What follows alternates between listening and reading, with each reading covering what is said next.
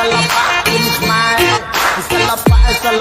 kun khmai yeah Salapa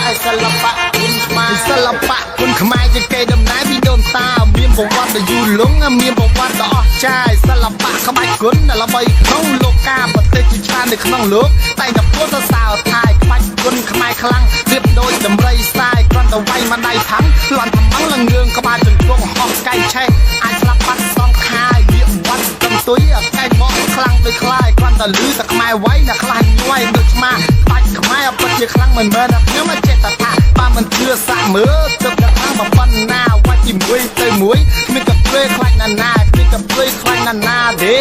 យើSalapa kun khmai yeah